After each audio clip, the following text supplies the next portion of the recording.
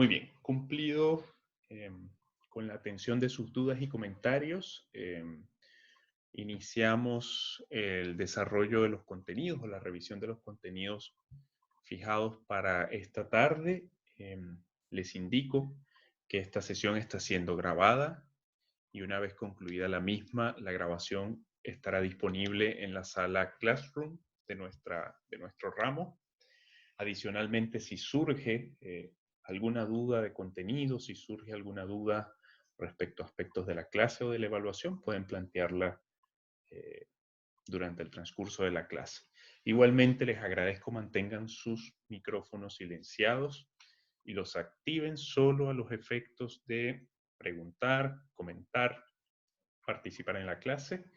Igualmente, si no quieren preguntar, participar en la clase a través de su voz, pueden hacerlo por escrito a través del chat. Estaré atento al chat durante el desarrollo de la explicación. Por favor, les insisto en esto. Pregunten, intervengan, participen, formulen sus dudas, formulen sus comentarios.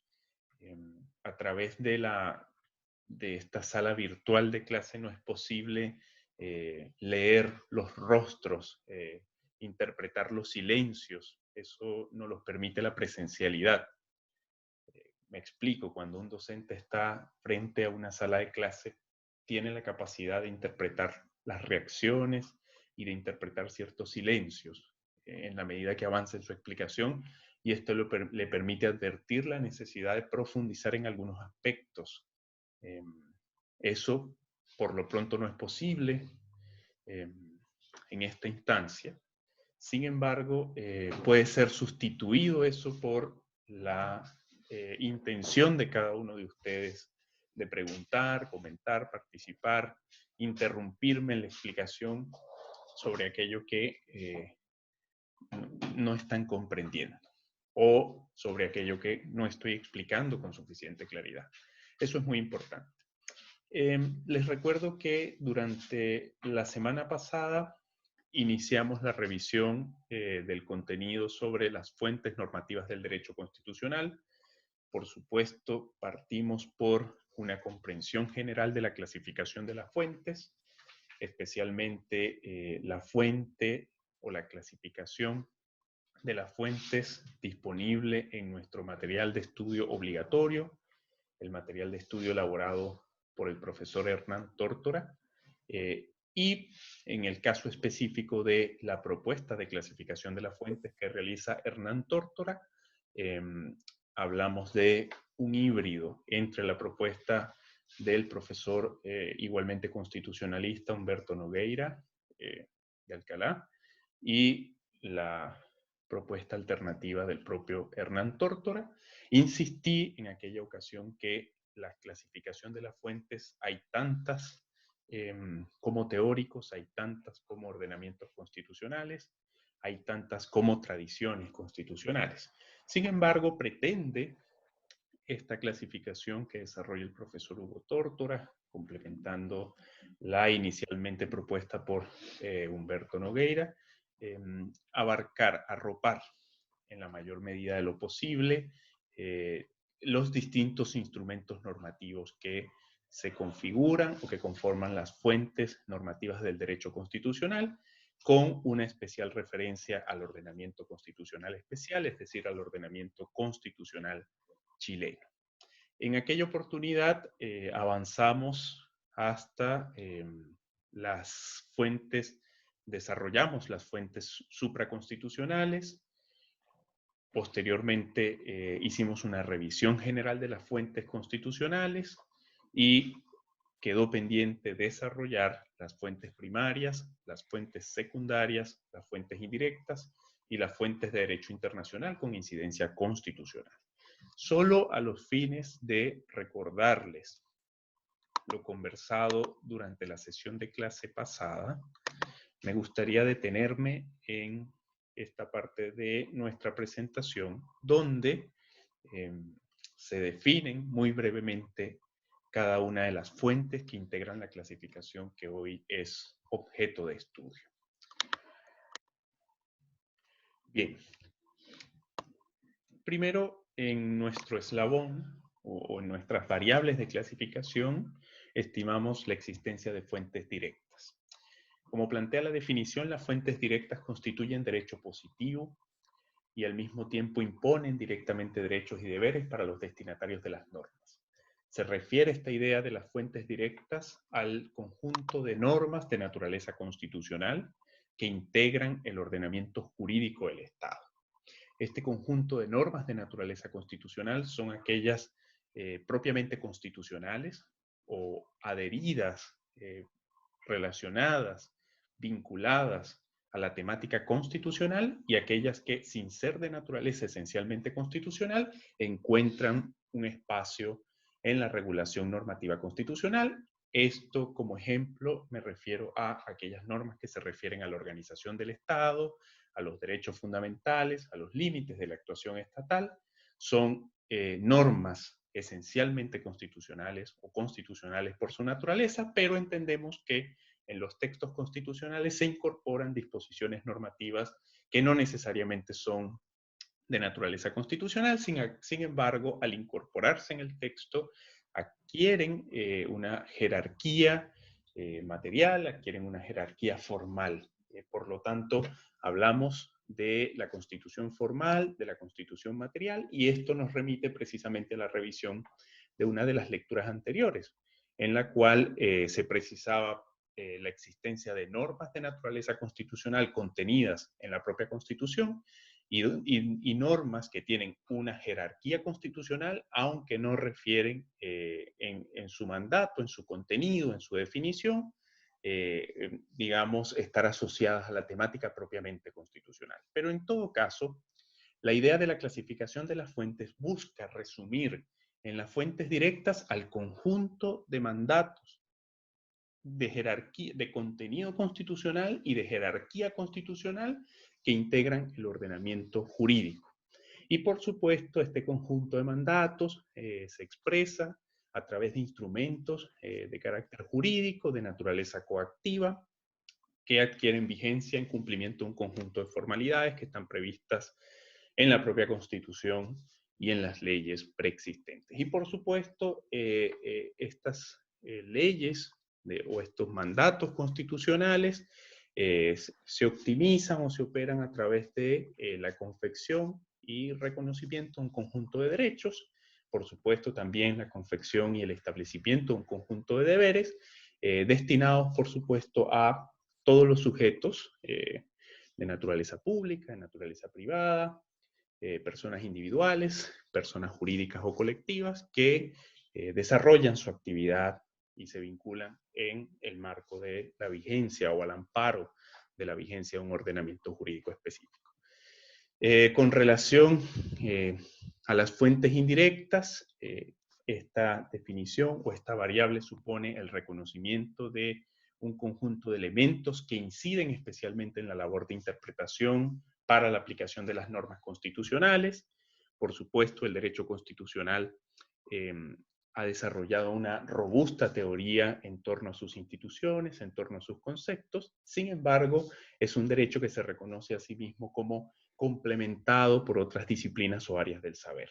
Y esto supone un necesario diálogo entre la labor de los operadores del derecho, en el marco del derecho constitucional, por supuesto, con otras áreas o disciplinas extrajurídicas o no necesariamente jurídicas, como es el caso de la sociología, la antropología, la historia del derecho, la ciencia política, por supuesto, la economía, porque precisamente ese conjunto de normas que integran el ordenamiento constitucional son normas que dialogan con distintos ámbitos asociados a la organización de la vida social, a la organización de la vida política, a la organización del Estado. Y en ese sentido es que estamos llamados precisamente a comprender, a nutrirnos, a entender que en los procesos interpretativos necesarios para la efectiva operación de las normas constitucionales, para hacer efectivas las normas constitucionales, hay un permanente diálogo con realidades fácticas, es decir, el contexto político, el contexto cultural, el contexto histórico, por supuesto, la realidad que nos circunda, pero también hay un necesario diálogo con modelos políticos, modelos económicos, modelos de organización social. En tal sentido, la variable referida a las fuentes indirectas fundamentalmente recoge ese conjunto de elementos que contribuyen y que sirven para explicar o interpretar las fuentes directas de la Constitución. Y finalmente, en las variables generales que integran la clasificación de las fuentes normativas del derecho constitucional, advertimos las fuentes de derecho internacional con incidencia en lo constitucional, lo cual tiene una importante, progresiva presencia. Mencionábamos durante la clase de la sesión pasada cómo ha sido de relevante, por ejemplo, los fallos de organismos internacionales, específicamente organismos de naturaleza jurisdiccional, como ocurre con la Corte Interamericana de Derechos Humanos, para dotar de contenido, para precisar el contenido y alcance de las normas específicas en materia de derechos fundamentales, lo cual ha tenido una incidencia importante en la configuración de los derechos fundamentales y, como consecuencia de esto, en la configuración general del ordenamiento constitucional de Chile. Hacía referencia la semana pasada a el fallo, por ejemplo, que es uno de varios de los fallos que involucran a Chile en disputas por materia de derechos fundamentales en el sistema interamericano, dirimidas, por supuesto, en la Comisión y en la Corte Interamericana. Hacía referencia a el fallo de la última tentación de Cristo versus Chile, un fallo cuyo contenido está publicado en la sala Classroom, pero que en definitiva lo que planteaba era una antinomia, ¿no?, entre normas de naturaleza constitucional y normas de derechos humanos fundamentales o de derechos fundamentales respecto al ejercicio de la libertad de expresión, la libertad de creación, las libertades religiosas y ciertas disposiciones del orden interno chileno que contrariaban, por supuesto, las disposiciones internacionales en materia de protección de las libertades esenciales, como la expresión, la creación cultural, etc. Por supuesto, lo que traté de referir en aquella oportunidad es, insisto, una importante presencia, una progresiva presencia de las normas de derecho internacional en el derecho interno. Esto manifestado, por supuesto, con mucha frecuencia en el ejercicio del control de la constitucionalidad y también como consecuencia de los procedimientos que se instauran en estas instancias internacionales como consecuencia del control de la convencionalidad. Cuando hago referencia a control de la constitucionalidad y control de la convencionalidad, me refiero por esto a el cumplimiento del conjunto de procedimientos que tienen por objeto que un tribunal determine si efectivamente o no se garantiza la efectiva vigencia de algún mandato normativo de la Constitución, en el caso del control de constitucionalidad, y en el caso de control de convencionalidad hago referencia a la labor que ejercen, por supuesto, por excelencia, ¿no?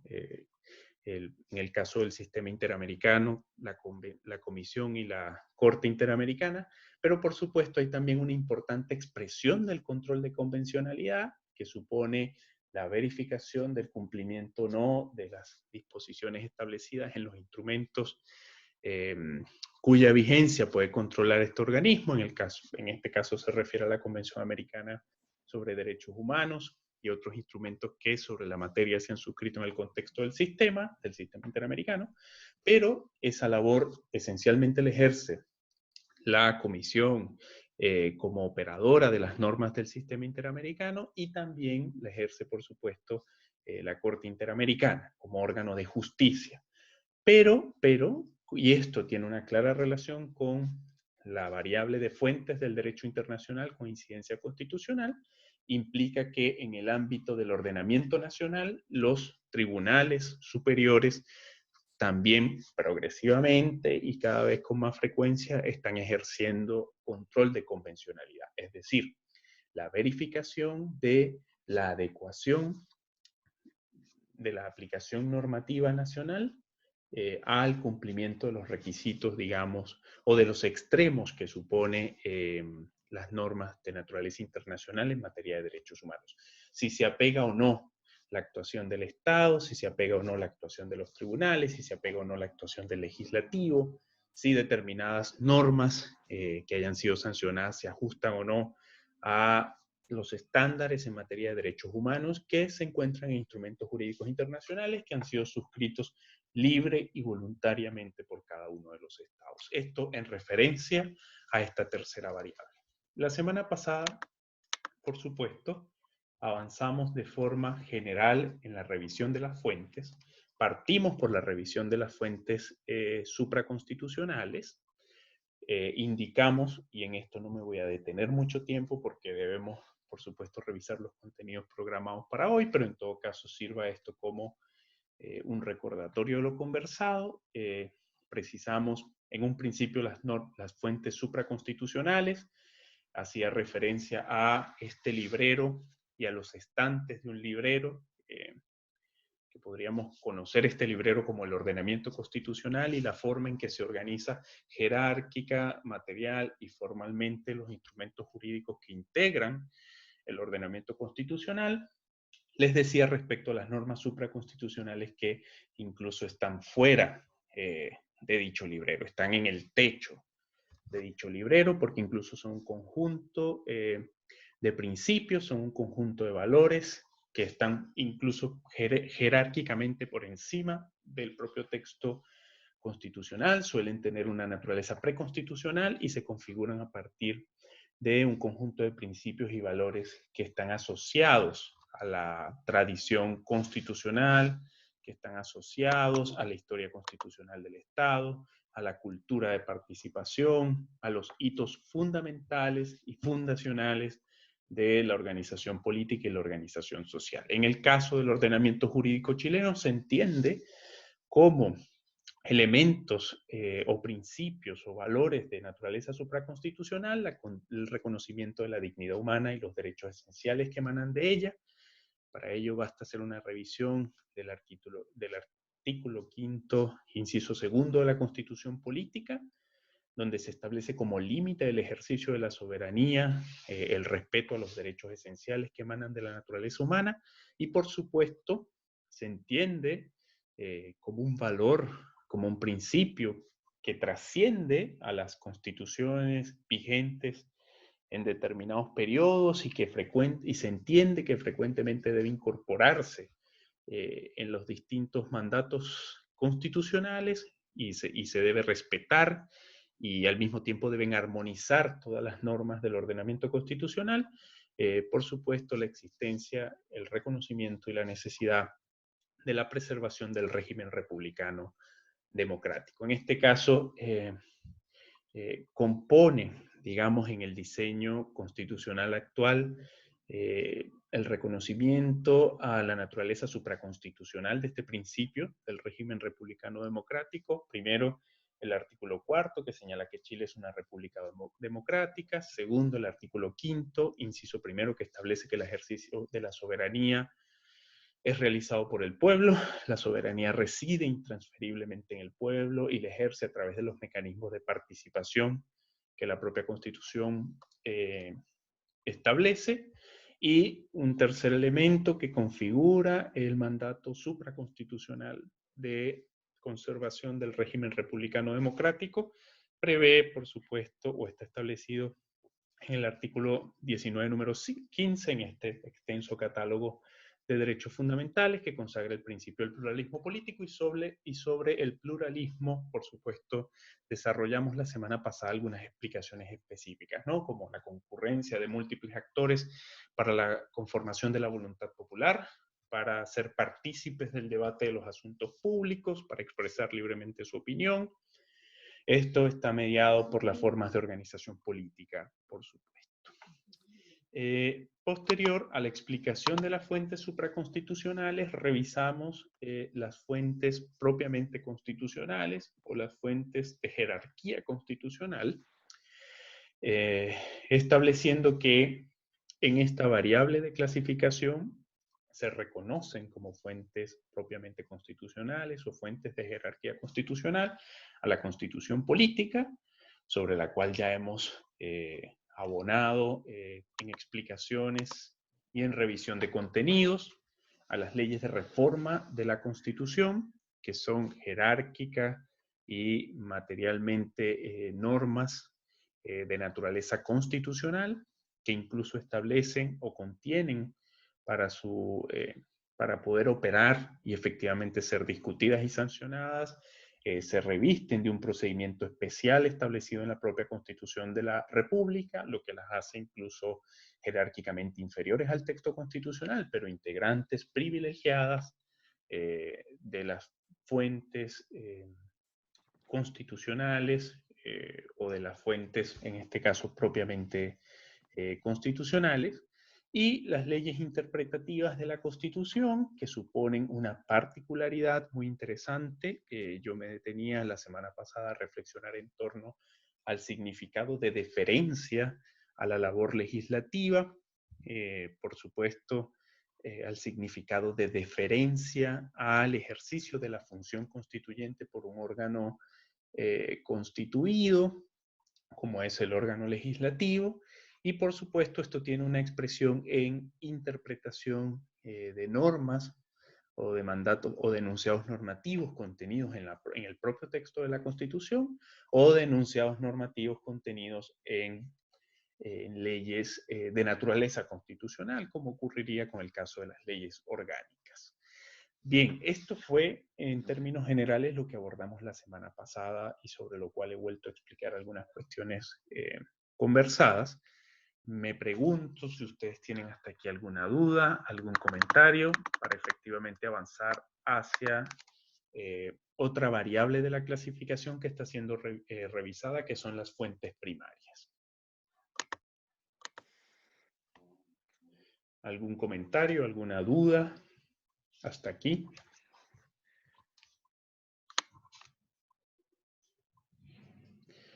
¿No? Bien. Si surgiera alguna duda, pueden libremente plantearla. Ya saben los medios para hacerlo, de forma escrita o a través del uso de sus micrófonos. En el caso de las fuentes primarias, estamos en otro estante, ¿no?, de nuestro librero. Es un estante jerárquicamente inferior, por supuesto. Sin embargo, son normas que integran el ordenamiento constitucional y que al mismo tiempo son normas que se expresan como manifestación directa e inmediata de los mandatos normativos contenidos en la propia Constitución o contenidos en las leyes de reforma o en las leyes de interpretación constitucional. Quiero que con esto entiendan esta distribución jerárquica del ordenamiento. Por supuesto, al pensar en una distribución jerárquica o de una ordenación jerárquica de las normas, evidentemente ya ustedes, estudiantes del segundo año de la carrera, deben representarse mentalmente la famosa pirámide de Kelsen, que es la forma en la cual se grafica, es la forma en la cual se conceptualiza de forma sencilla la teoría general del derecho propuesta por Hans Kelsen, por supuesto, en su formulación de ordenar jerárquicamente el conjunto de instrumentos jurídicos que integran las normas de una comunidad jurídicamente organizada. Se establece, por supuesto, las normas constitucionales y en este segundo, digamos, escalón que se propone en la clasificación que revisamos, que podemos hacer una asociación, por supuesto, con los distintos niveles de la jerarquía normativa de Kelsen, corresponde revisar estas fuentes primarias, que repito, son instrumentos jurídicos que se conforman desde el punto de vista material y desde el punto de vista formal como una ejecución directa e inmediata del mandato de la Constitución. Primero, por supuesto, integran las fuentes primarias y sobre cada uno de estos instrumentos vamos a volver la clase de hoy con algunos detalles específicos respecto a la forma en la cual se integran al ordenamiento jurídico a partir de las formas que establece la propia Constitución, pero en términos generales se entienden como fuentes primarias del ordenamiento constitucional las leyes orgánicas constitucionales, las leyes de quórum calificado, las leyes, por supuesto, ordinarias, los decretos con fuerza de ley y, por supuesto, los reglamentos del Senado y de la Cámara de Diputados. Este conjunto de fuentes primarias del derecho constitucional supone la integración del conjunto de instrumentos jurídicos a los cuales se les reconoce jerarquía inmediatamente inferior a la Constitución, como Acá hay plantea... mi papá pelado, se acaba de hacer la reunión, me dijo se atrasó un poco y que ahora iba para transferir. Matías, por favor, silenciemos el micrófono. Bien, por supuesto, son normas, vuelvo a este punto, son normas jerárquicamente inmediatas, son normas de jerarquía inferior a la Constitución. Sería el siguiente escalón que conseguimos luego de ir bajando, ¿no?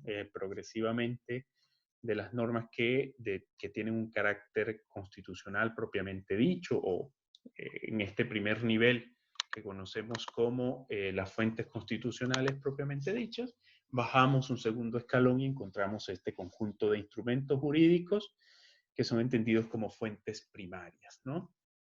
Por supuesto, valga hacer esta acotación, que estas fuentes primarias de la Constitución son denominadas también como preceptos legales, son el conjunto de preceptos legales a partir de los cuales se configura el ordenamiento constitucional vigente, y tengan ustedes como referencia en sus anotaciones el artículo 19, número 26 y 93, numeral 6 y 7 de la Carta Magna o de la Constitución chilena vigente.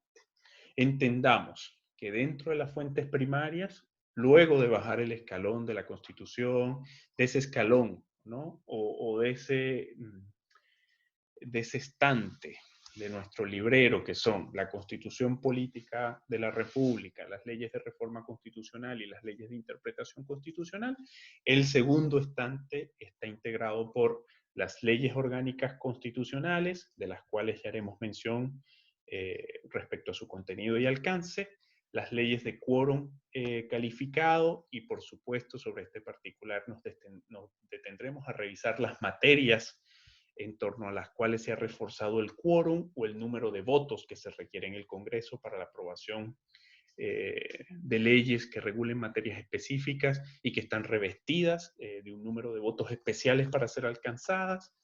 Por supuesto, las leyes ordinarias, que en el caso del ordenamiento constitucional chileno se reconoce primero el monopolio legislativo que ejerce el Congreso de la República, por supuesto teniendo en cuenta las excepciones que supone el hiperpresidencialismo, y con esto me refiero al Ejecutivo como motor de la actividad legislativa, pero esencialmente este monopolio o esta reserva de ley concentrada en el Congreso, yo creo que está claramente expresada en el conjunto de leyes o del conjunto de materias que son objeto de ley y que están consagradas en la propia Constitución. Es decir, la propia Constitución le indica a la operación legislativa del Estado cuáles son las materias que efectivamente puede tratar y cuáles son las materias que son susceptibles de ley. Otro ámbito corresponde a los decretos con fuerza de ley. Respecto a los decretos con fuerza de ley también volveremos en la clase de hoy para precisar su contenido y alcance, pero valga decir que son auténticas habilitaciones de naturaleza legislativa, y por habilitación de naturaleza legislativa me refiero a el hecho significativo de la cesión temporal y material de competencias que realiza el Poder Legislativo al Poder Ejecutivo, para que por un periodo de tiempo determinado, a eso me refiero con lo temporal, y en torno a un conjunto de materias específicas, a eso me refiero por lo material, se le otorga, se le traspasa al Ejecutivo Nacional, al gobierno, la facultad de legislar. Repito, por un periodo de tiempo determinado en la propia Constitución y en torno a un conjunto de materias específicas que suelen ser destacadas, por supuesto, en el acto legislativo de transferencia temporal de competencias para el ejercicio de la función. Y estos actos de naturaleza legislativa emitidos por el Ejecutivo Nacional son conocidos como decretos con fuerza de ley. En otras legislaciones se denominan decretos con rango, valor y fuerza de ley, pero en todo caso lo que trata de referir esta denominación es que precisamente constituye una excepcionalidad ejercida por el presidente de la República a partir de una habilitación que ha sido conferida por el propio Congreso y por supuesto esto responde a circunstancias o a requerimientos de carácter excepcional, en los cuales la justificación que realiza la teoría para las sesiones de las funciones legislativas o para la habilitación del Ejecutivo en el ejercicio de la actividad legislativa está por lo general asociada a situaciones de emergencia que requieren, por supuesto, tomar medidas inmediatas. Y suele esto configurarse en otros ordenamientos jurídicos a la par, por ejemplo, de crisis económica, ¿no? De situaciones económicas excepcionales en las cuales se requeriría de un ejecutivo fuerte con la suficiente habilidad para tomar decisiones que tengan carácter de ley, es decir, para garantizar la permanencia de sus decisiones. Y eso suele ser, ¿no? No estoy diciendo que sea la única razón, pero la teoría constitucional reconoce que esto es una excepcionalidad, porque la labor legislativa es la función natural del Parlamento. Y por supuesto, cuando el Parlamento cede o habilita temporalmente al Ejecutivo a ejercer la función que les propia, por supuesto estamos frente a una situación excepcional, por supuesto constitucional. Y digamos que de los instrumentos jurídicos que integran estas fuentes primarias y que están allí en nuestro segundo nivel de nuestro librero, de nuestro estante, el segundo estante de nuestro librero, encontramos también los reglamentos del Senado y de la Cámara de Diputados que regulan aquellas materias que no son propias de la ley orgánica del Congreso Nacional, que es una ley de naturaleza constitucional.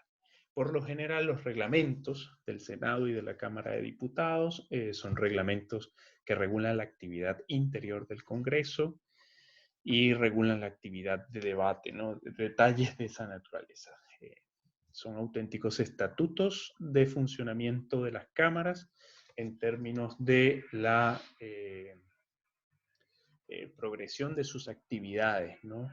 La cotidianidad es regulada, digamos, la cotidianidad de estos órganos legislativos es regulada en sus reglamentos internos, ¿no? Y precisamente atienden materias que, por supuesto, no son exclusivas de la llamada Ley Orgánica del Congreso Nacional o la Ley del Poder Legislativo. ¿Alguna pregunta hasta aquí sobre esta aproximación general a las fuentes primarias del derecho constitucional?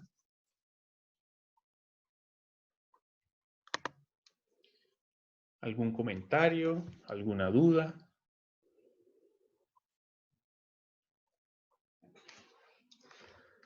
Muy bien, avancemos. Por supuesto, insisto, sobre cada uno de estos instrumentos, leyes orgánicas, leyes de quórum, leyes ordinarias, decretos con fuerza de ley, reglamentos del Senado y la Cámara de Diputados, vamos a volver en esta misma clase para precisar algunas características, algunos detalles o su contenido y alcance de manera mucho más precisa. Bien, continuando con la clasificación propuesta por los profesores Tórtora y Nogueira, por supuesto alcanzamos otro ámbito, otra variable de esta clasificación, que es una variable que ya no es expresión directa e inmediata de la Constitución, como ocurría con el conjunto de instrumentos jurídicos que mencioné anteriormente en las fuentes primarias, sino que se trata de un conjunto, por supuesto, de normas que están mediadas no directamente por la Constitución, sino son manifestaciones indirectas del mandato constitucional y al mismo tiempo directas o mediadas por el conjunto de normas a las que refería anteriormente en las fuentes primarias constitucionales.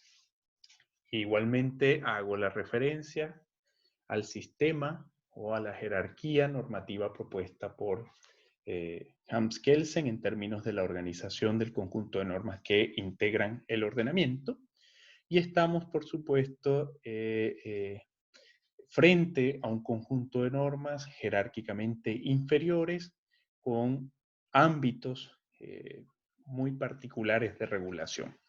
Y en este caso, las fuentes secundarias corresponden a todas aquellas fuentes cuya jerarquía normativa es inferior a la ley, por eso la referencia a su carácter mediado por la existencia bien de leyes ordinarias, bien de leyes orgánicas, bien de decretos con fuerza de ley o leyes de quórum calificado, pero en todo caso, desde el punto de vista formal y desde el punto de vista material, tienen en las leyes jerárquicamente superiores, por supuesto, su ámbito o reconocido expresamente su ámbito de regulación y su proceso de adopción y sanción. Para ello encontramos en estas fuentes secundarias los reglamentos autónomos y de ejecución expedidos por el presidente de la República. Recuerden ustedes que el presidente de la República ejerce una manifestación de la actividad de legislación que reconocemos propia en las actividades del Estado, que refiere puntualmente a articular desde el punto de vista reglamentario los mandatos de naturaleza legal. El Ejecutivo, para hacer operativas las disposiciones establecidas en una norma que se refieran especialmente al ejercicio de sus competencias de gobierno, por ejemplo, ejerce una competencia reglamentaria, que es una atribución de naturaleza constitucional y puede reglamentar las formas en que opera la aplicación de las disposiciones generales de las leyes, ¿no?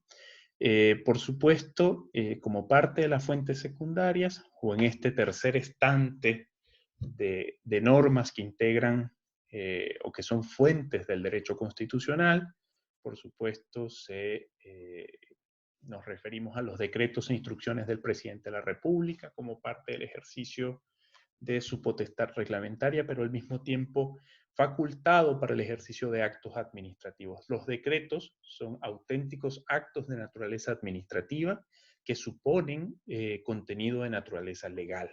Y por esto me refiero a la posibilidad derivada, desde luego, de una norma jerárquicamente superior, de establecer a través de decretos, por supuesto, mecanismos para el ejercicio de derechos y limitaciones respecto al ejercicio de los derechos. Y esto es conocido en nuestro ordenamiento chileno como los decretos e instrucciones del presidente de la República. Y un último elemento que conforma las fuentes secundarias del ordenamiento constitucional está dado en los reglamentos del gobierno regional y en las ordenanzas de carácter municipal. ¿Hasta aquí tienen alguna pregunta? ¿Han escuchado hablar de estos instrumentos jurídicos que hemos mencionado? ¿Tienen algún comentario que hacer?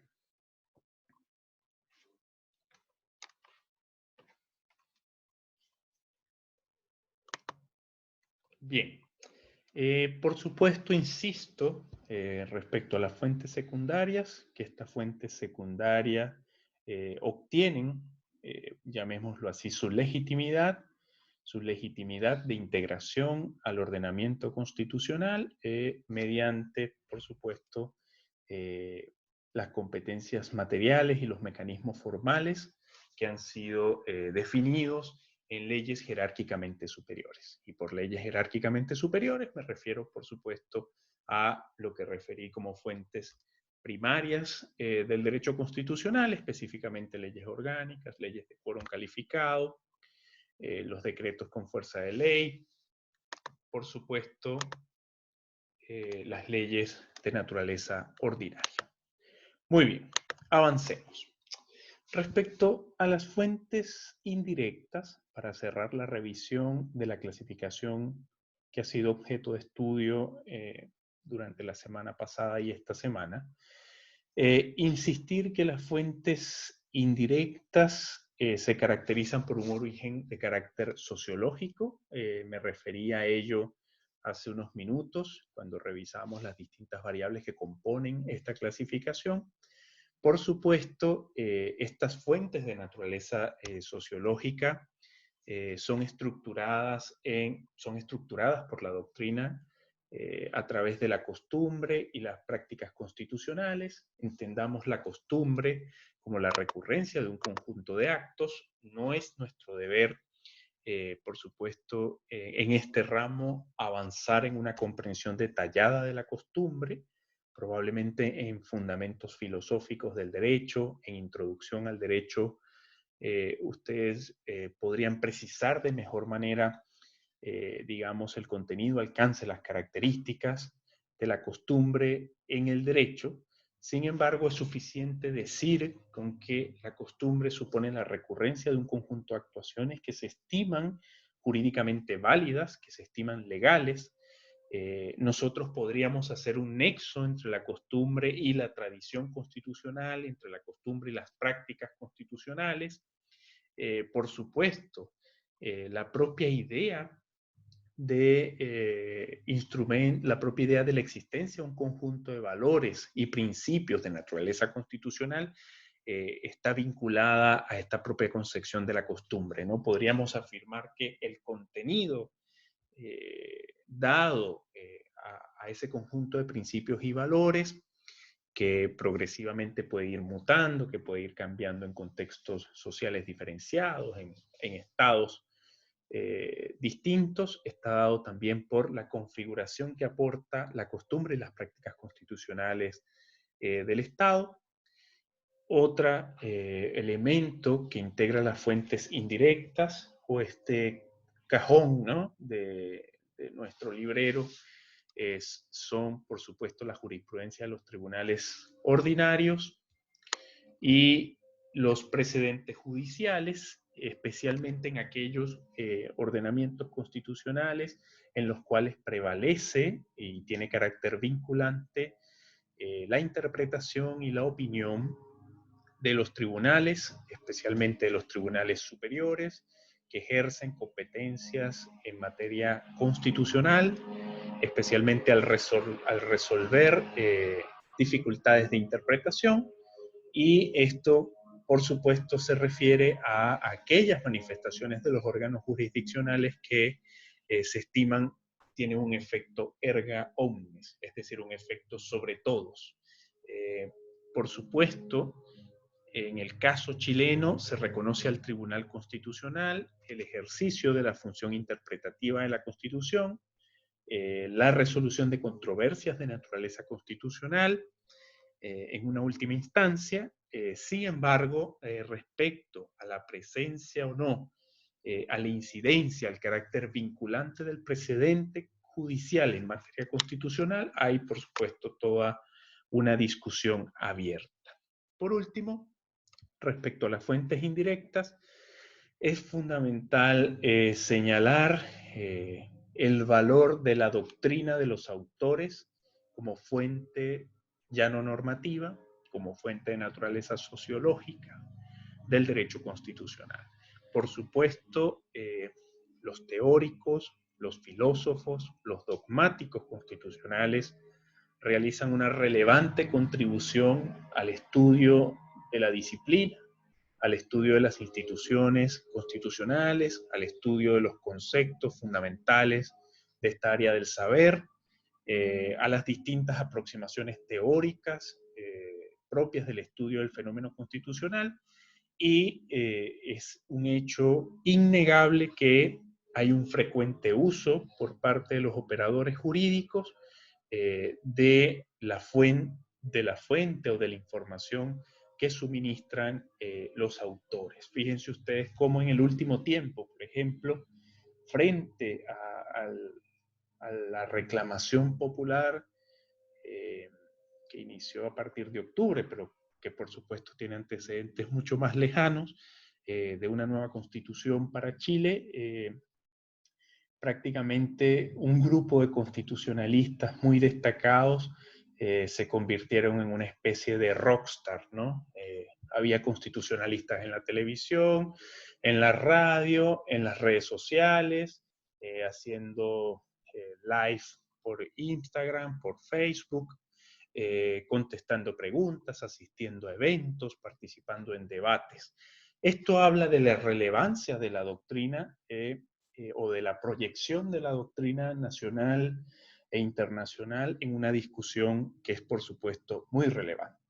Y digamos que ahí hay una expresión de la utilidad de la producción académica, de la utilidad de la producción de la doctrina, en el sentido que la labor de los dogmáticos, por ejemplo, en materia constitucional, busca comprender de mejor manera el contenido y alcance de los enunciados normativos, comprender de mejor manera la efectiva vigencia o no de las normas constitucionales, comprender de mejor manera los mecanismos de cambio de la Constitución, comprender de mejor manera, por supuesto, los modelos constitucionales eh, más eficientes, ¿no? En momentos donde, por ejemplo, como en el caso chileno, se plantea la necesidad de una nueva constitución, o hay un sector importante de la sociedad que plantea la necesidad de una constitución.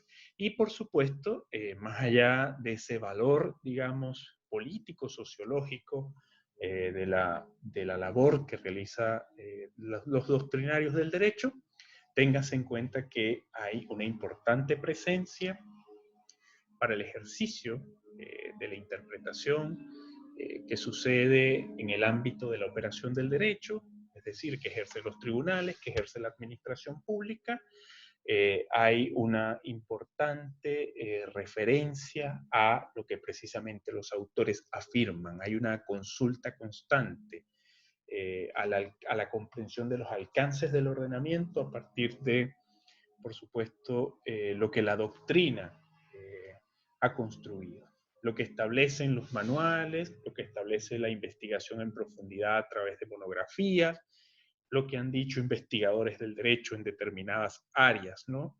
Precisamente en esa labor de interpretación de la Constitución hay allí un ámbito de mucha relevancia para la doctrina de los autores. Entendamos la doctrina de los autores como la producción de carácter intelectual que pretende proveer respuestas al ejercicio de la interpretación y a los distintos ejercicios de aplicación de las normas, en este caso de las normas de naturaleza constitucional. Insisto, por supuesto, la doctrina no constituye una fuente normativa.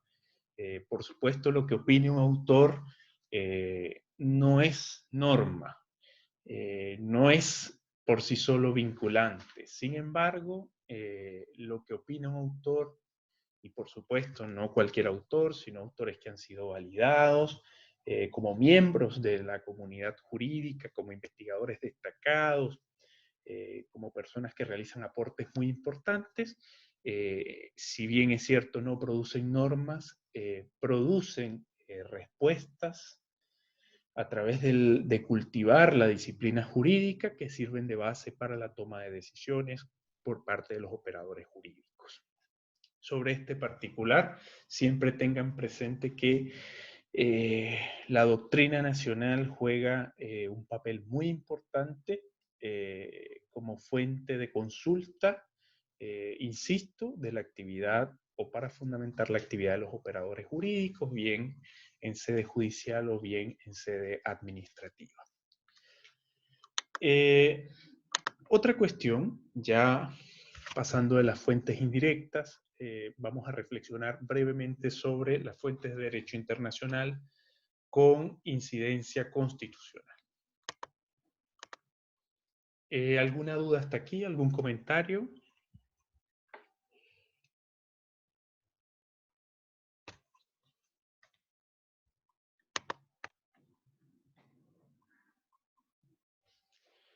Bien. Si surge alguna duda o comentario sobre lo que hemos conversado, no duden en expresarlo. Gracias. Bien, sobre este particular de la incidencia de las fuentes de derecho internacional con incidencia constitucional, ya anticipaba algunas ideas generales, ¿no? Por supuesto, nuestro ordenamiento jurídico en general se compone de normas de derecho nacional, por supuesto, también se compone en el contexto de la relación que tiene Chile con la comunidad internacional y como integrante de organismos internacionales. Eh, También se compone el ordenamiento como consecuencia de ello por normas de derecho internacional.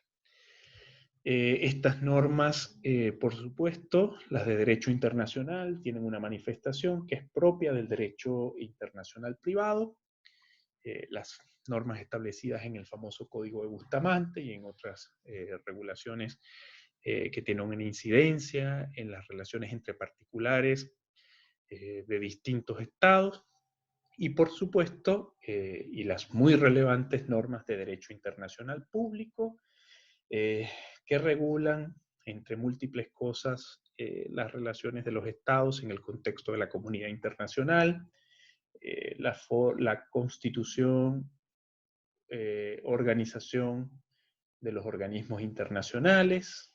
Por supuesto, estos organismos internacionales eh, tienen funciones y materias muy amplias, pero especialmente un ámbito específico del derecho internacional público que refiere a los derechos humanos, al derecho internacional de los derechos humanos, es muy interesante respecto al diálogo, a la vinculación, a la síntesis, ¿no?, entre las normas de derecho internacional y las normas de derecho nacional.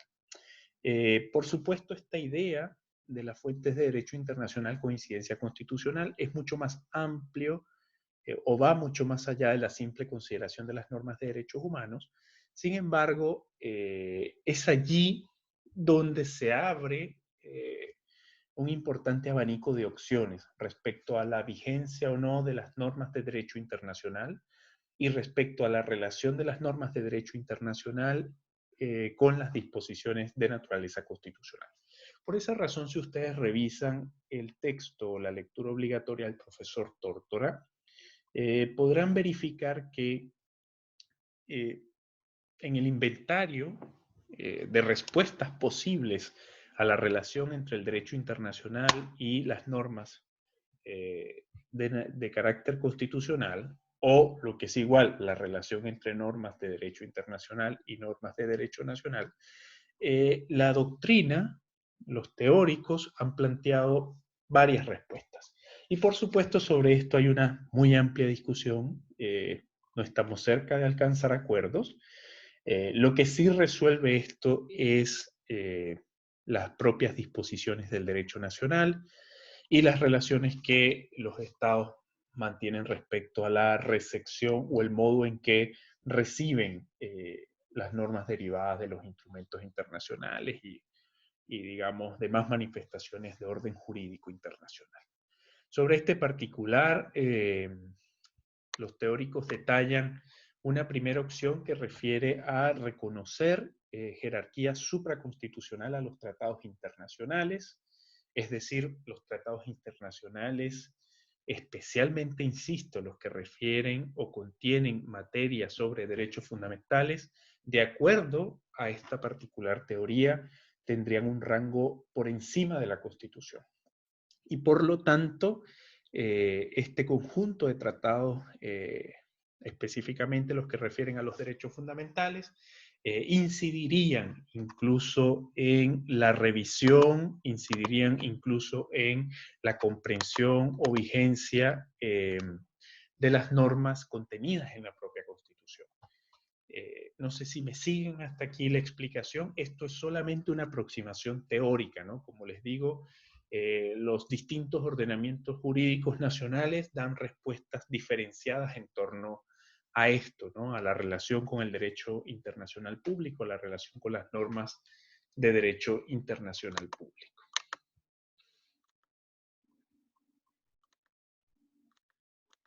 Bien.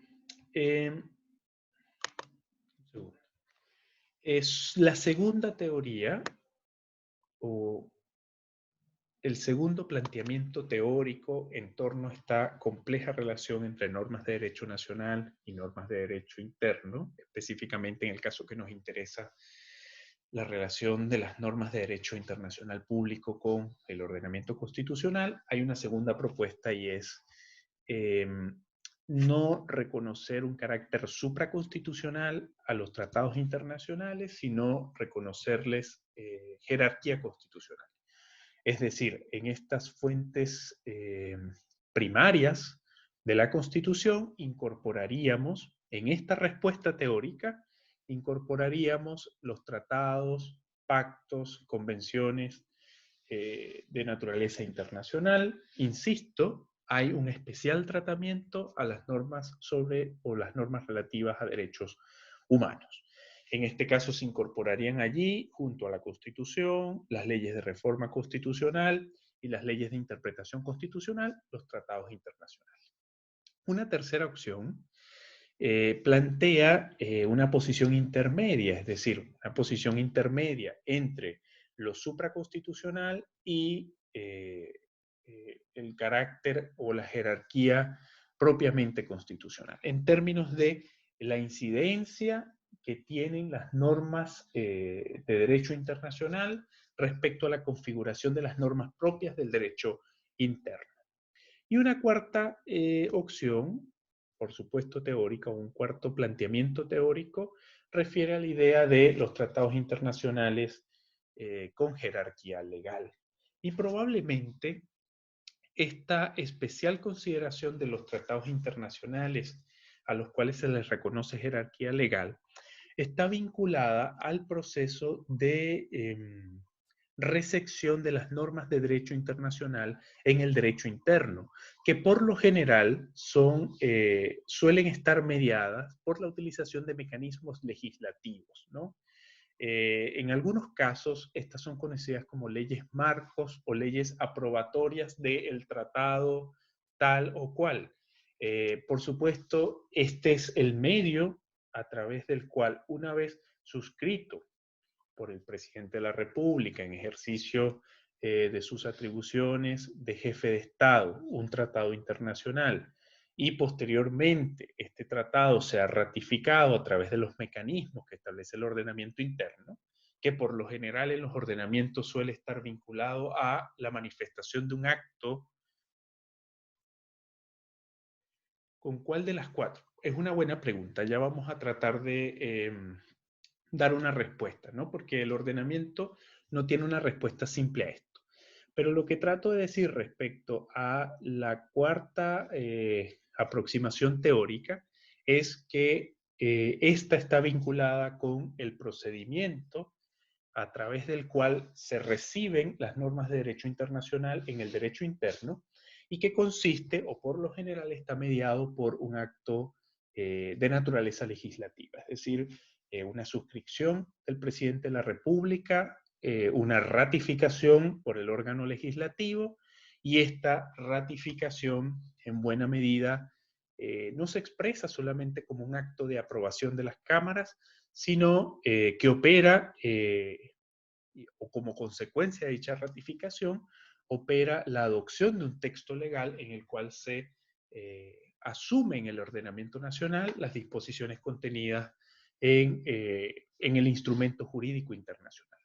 Por supuesto, tener una opinión sobre esto depende, ¿no? Depende de las concepciones teóricas con que se aborde.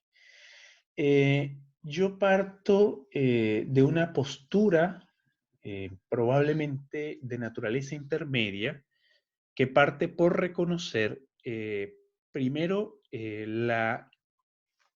primero esta distinción, ¿no? De normas.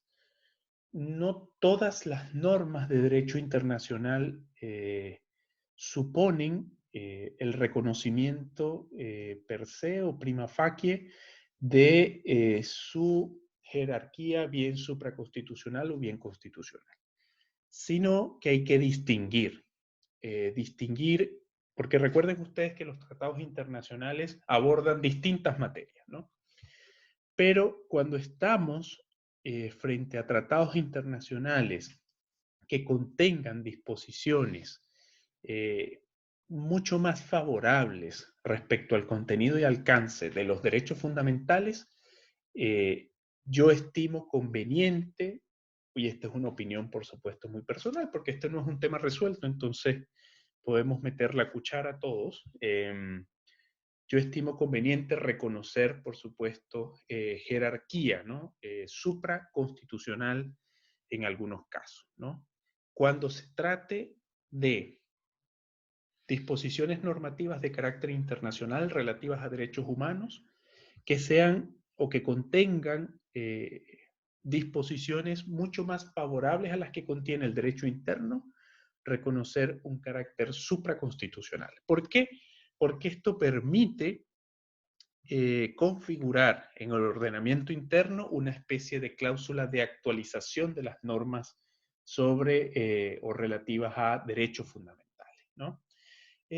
Decirles y que probablemente en los últimos tiempos se ha venido asentando en las decisiones de las Cortes chilenas, por supuesto, el carácter legal de los tratados internacionales con relación a, por supuesto, los procedimientos a seguir para su inserción en el ordenamiento nacional, que por supuesto están mediados por el acto legislativo de ratificación y la manifestación del tratado a través de una ley. Pero en todo caso, yo creo que en la práctica, no solamente respecto a Chile, sino respecto a los estados que han suscrito tratados, insisto, relativos a derechos fundamentales, opera esta especie de reconocimiento tácito del conjunto de tratados en materia de derechos humanos como privilegiados frente al conjunto de normas de naturaleza constitucional y en algunos casos se les reconoce carácter supraconstitucional. Por supuesto, esta discusión tiene matices diferenciados en ordenamientos jurídicos distintos, como ocurre en el caso del orden común europeo, por ejemplo, ¿no? Aquí yo creo que la respuesta se ha formulado en el sentido de adecuar los ordenamientos jurídicos a el conjunto de normativas que establecen las bases para que opere, digamos, la comunidad europea, que no es solamente una comunidad política, que no es solamente una comunidad económica, sino que es esencialmente una comunidad jurídica y en tal sentido tienden a ser privilegiadas en múltiples materias, por supuesto, las normas comunes europeas o el conjunto de normas emanadas del Parlamento Europeo, el conjunto de principios, el conjunto de estándares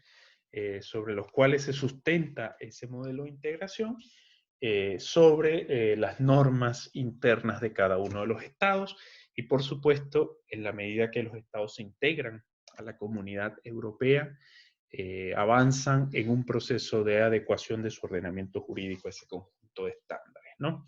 ¿Por qué es relevante esta discusión? Porque precisamente se entiende que a partir de la postura que se asuma o a partir de la resolución de una postura por parte del ordenamiento constitucional o del ordenamiento constitucional interno, evidentemente esto tiene una incidencia en la formulación jerárquica de las normas, ¿no? Si reconocemos un carácter supraconstitucional, por supuesto, la propia Constitución está sometida eh, a los tratados o a los instrumentos de naturaleza internacional, o si por el contrario se le reconoce un carácter constitucional, evidentemente esto tendrá una incidencia sobre los instrumentos de carácter legal, por ejemplo. Es una discusión que no tiene sencillas respuestas, pero por supuesto es muy, muy interesante. Como plantea allí el texto, la idea de la incidencia de las normas de derecho internacional sobre el derecho constitucional es entendida a partir de la existencia de los tratados internacionales, que significan verdaderas restricciones al poder político, por supuesto, y que se produjeron como consecuencia de renuncias o aplicaciones de parte de la soberanía por parte del Estado, porque evidentemente la soberanía, el orden jurídico internacional, por supuesto, se fundamenta en la concesión de manifestaciones soberanas de los propios estados, ¿no? ¿Tienen hasta aquí alguna duda, algún comentario, ya que estamos próximos a cerrar la clase? para continuar hablando sobre estos temas el próximo viernes, que tenemos nuestra siguiente sesión. Esa siguiente sesión nos va a permitir cerrar los contenidos de las fuentes normativas del derecho constitucional y también dedicar tiempo, espero sea suficiente, para aclarar dudas de cara a la evaluación que está fijada para el día lunes 20, si no me equivoco. ¿Alguna duda, algún comentario?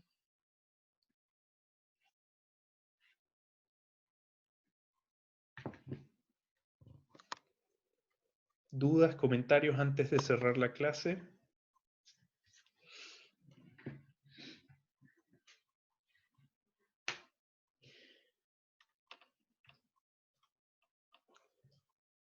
Bien, les insisto con lo que abrí la clase, ¿no? Es fundamental para que pueda ser provechoso nuestro proceso de enseñanza y aprendizaje a través de estas plataformas que nos ofrece la tecnología, que ustedes interactúen más. Sobre hasta qué materia entrar a la prueba, hasta fuentes normativas del derecho constitucional. De hecho, están publicadas desde esta mañana, no, desde ayer están publicadas las instrucciones generales de la prueba. Allí se indica cuál va a ser la modalidad de evaluación, el periodo para la presentación, el tiempo del que disponen para la presentación y también los temas. Los temas que serán evaluados son teoría de la Constitución, específicamente la Constitución, teoría del derecho constitucional, génesis de la Constitución de 1980 y finalmente fuentes normativas del derecho constitucional, que son los contenidos que hemos abordado hasta ahora y que terminaremos de abordar el día viernes. El día viernes, por supuesto, yo les diré, bueno, hasta aquí cortamos el tema y esto es lo que va a ser evaluado. Pero quiero volver sobre la reflexión de inicio y que ahora es la reflexión de cierre de esta clase. Para que esto sea provechoso, ustedes deben procurar participar más, ¿no? Hacer comentarios, intervenir.